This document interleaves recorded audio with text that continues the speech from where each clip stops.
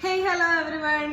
അപ്പൊ നമ്മളിതാ ഇപ്പൊ വന്നേക്കുന്നത് കുറച്ചധികം ഡിഫറെന്റ് ആയിട്ടുള്ള ഓണം കളക്ഷൻസ് കാണിക്കാൻ വേണ്ടിയിട്ടാണ്.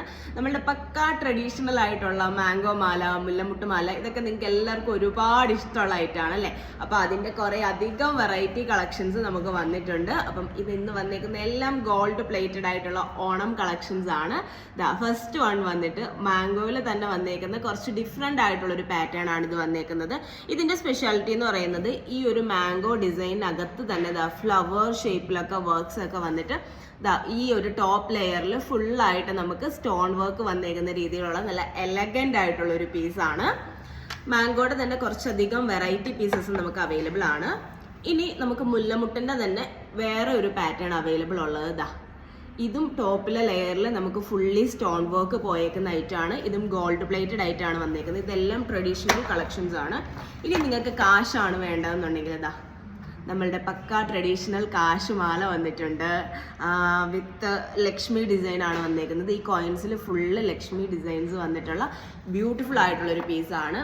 ഇതിൻ്റെ തന്നെ സിമിലർ ഡിസൈൻ നമുക്കൊരു ലീഫ് പാറ്റേണിലും വന്നിട്ടുണ്ട്. നിങ്ങൾക്ക് ലക്ഷ്മി ഡിസൈൻസ് ഒന്നും വേണ്ട എന്നുള്ളവർക്കാണെന്നുണ്ടെങ്കിൽ ഈ ഒരു പാറ്റേൺ ചൂസ് ചെയ്യാൻ പറ്റും. അതുപോലെ തന്നെ നെക്സ്റ്റ് വന്നേക്കുന്ന എല്ലാവരുടെയും ഫേവറേറ്റ് ആയിട്ടുള്ള മുല്ലമുട്ട അല്ലെ സൂചിമുട്ട എന്നൊക്കെ പറയുന്ന ഐറ്റാണ്. ഇത് അത്യാവശ്യം നല്ല രീതിയിൽ നല്ല ലെങ്ത്തിൽ മുല്ലമുട്ട വരുന്ന രീതിയിലുള്ളൊരു പാറ്റേൺ ആണ്. മുല്ലമുട്ടിൻ്റെ തന്നെ നമുക്ക് ഒരു പാറ്റേണും കൂടെ ഉണ്ട്. അത് ഞാൻ കാണിച്ചു തരാം. ഇത് വരുന്നത് കുറച്ചുകൂടെ ചെറിയ മുട്ടാണ് വന്നേക്കുന്നത്. ടോപ്പിൽ വന്നേക്കുന്ന ഒരു 3 ലെയർ വന്നിട്ടുണ്ട്.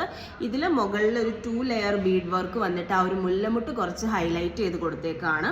ഇതിൽ വരുമ്പോഴത്തേക്ക് ആ ഒരു 3 ലെയറിൽ വന്നേക്കുന്ന ലെയേഴ്സിന് ഇമ്പോർട്ടൻസ് കൊടുത്തിട്ട് ചെറിയ മുല്ലമുട്ടാണ്. അപ്പം നിങ്ങൾക്ക് ഏതാണ് വേണ്ടതെന്ന് വെച്ച് കഴിഞ്ഞാൽ അത് ചൂസ് ചെയ്യാവുന്നതാണ്. ഇത് വിത്ത് ഇയറിംഗ് ആണ് വരുന്നത്. ഇത് നെക്ലസ് മാത്രമായിട്ടാണ് വരുന്നത്.